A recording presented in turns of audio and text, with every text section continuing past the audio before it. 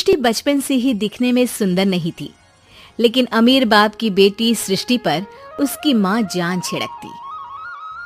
मेरी बेटी कितनी प्यारी है, भगवान सबको सृष्टि जैसी बेटी दे। सृष्टि धीरे धीरे बड़ी होती है। एक दिन सृष्टि की सहेली कहती है, तू दिखने में कितनी अजीब सी है, लेकिन मैं जानती हूँ हम सब में सबसे अच्छी शादी तो तेरी ही होगी।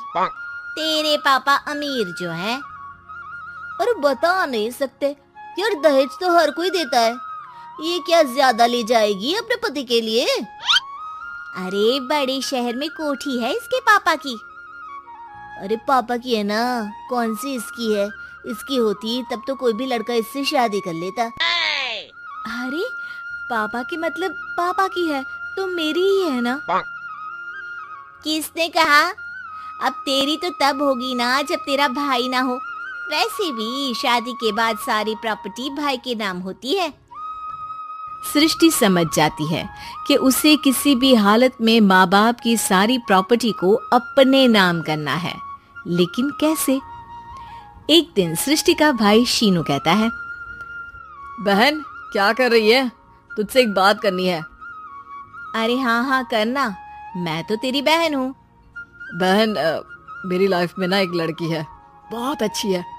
मैं सोच रहा हूँ माँ और पापा से बात करूँ शादी के लिए। सृष्टि को समझ में आ जाता है कि भाई की शादी होते ही भाभी उसे एक दिन भी घर में बर्दाश्त नहीं करेगी। क्या बात है भाई, बताना कौन है वो? यार वो बहुत अच्छी लड़की है, पढ़ी लिखी है, मेरे साथ जॉब भी करती है। बस एक प्रॉब्लम है। प्रॉब्लम? क्या प्रॉब्लम है भाई? यार वो शादीशुदा है, लेकिन उसके पति ने उसे सिर्फ इसलिए छोड़ दिया क्योंकि उसके माँ बाप दहेज नहीं दे पाए। सृष्टि ये सुनकर न जाने क्यों खुश हो जाती है। अरे भाई तो क्या हुआ, लड़की तुझे तो पसंद है ना? शीनू को लगता है कि बहन उसे समझ रही है। वो इस बात से अनजान होता है कि उसकी बहन की मंशा पूरा घर हड़पने की है। सृष्टि अपनी माँ से कहती है, मम्मी मुझे तो बहुत चिंता है, पता है शीनू क्या कर रहा है? अरे क्या कर रहा है? वो तो काम पर जाता है और वापस घर आता है। नहीं ना माँ, वो यही तो नहीं कर रहा, बाकी सब कर रहा है। आपको पता है उससे प्यार है, और वो भी एक शादीशुदा लड़की से। ये क्या हो गया? मैं सोसाइटी में क्या मुंह दिखाऊंगी? अरे तेरे पापा तो यही कहेंगे कि मैंने ही उसे बिगाड़ दिया है। माँ देखो, मेरी बात मानो, पापा पर भी विश्वास करने की जरूरत नहीं है। अब आप ही बताओ, पापा इतनी देर घर के बाहर रहते हैं क्यों? बोलो। अरे बेटा वो तो नौकरी करते हैं ना।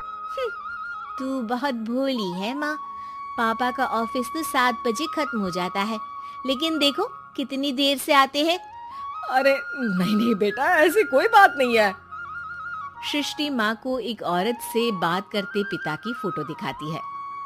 देखो माँ कैसे हैं पापा, मैं ना कहती थी कि पापा सही नहीं है।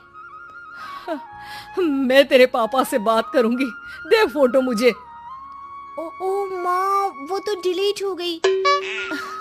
लेकिन चल, तूने तो देख लिया ना, पापा से बाद में बात कर लेना।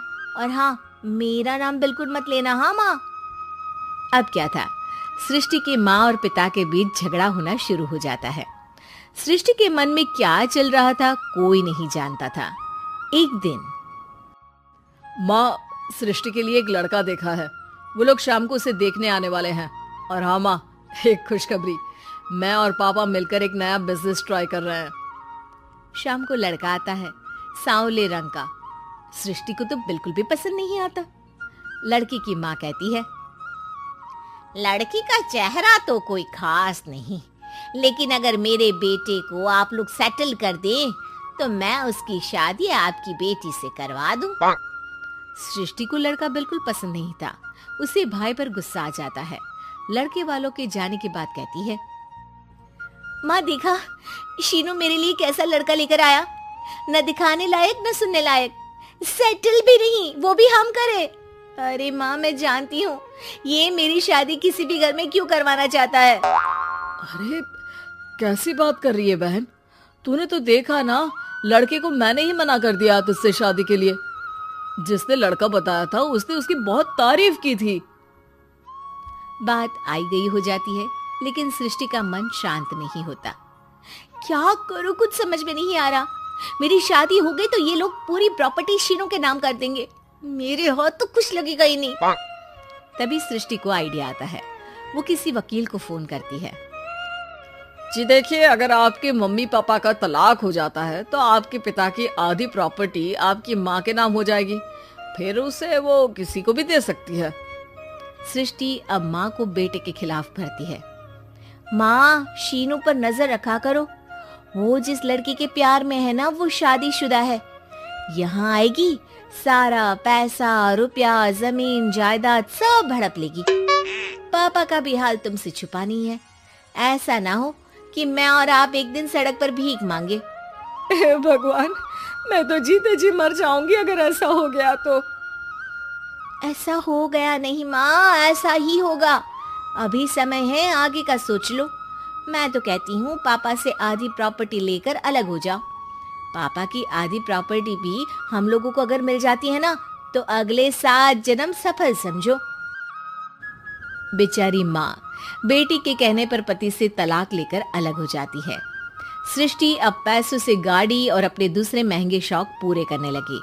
उसके दोस्त भी उसके पैसे इस्तेमाल करते। सृष्टि, कल तुम कहाँ थी? मैं सारा दिन घर पर अकेली थी। तो मैं क्या करूं? मैंने ठेका तो नहीं लिया है ना तुम्हें संभालने का। माँ को सृष्टि से ये उम्मीद नहीं थी। वो बैठकर रोने लगती है। वहीं उसका पति यानी कि सृष्टि के पिता आ जाते हैं। मैं जानता था कि तुम्हारा यही हाल होगा, तो आपने मुझे रोका क्यों नहीं? मैं रोकता तो तुम रुकती क्या? सृष्टि के कहने पर तुमने मुझ पर अपने बेटे पर शक किया, लेकिन तुम ये भूल गई कि कैसे हम दोनों ने मिलकर जीवन में इतना सब खड़ा किया। माँ पति के गले लग जाती है। मुझे माफ कर दीजिए, मैंने आपकी कमाई का एक बड़ा हिस्सा गवा दिया। कोई बात नहीं, तुम साथ हो तो मैं ऐसी 7 प्रॉपर्टी खड़ी कर दूंगा। तभी वहां सृष्टि आ जाती है रोते हुए। माँ, मयंक ने मुझे छोड़ दिया। वो बोल रहा था जब तक मेरे पास पैसे थे तब तक ही वो मेरे साथ था। पापा, माँ, मुझे माफ कर दीजिए।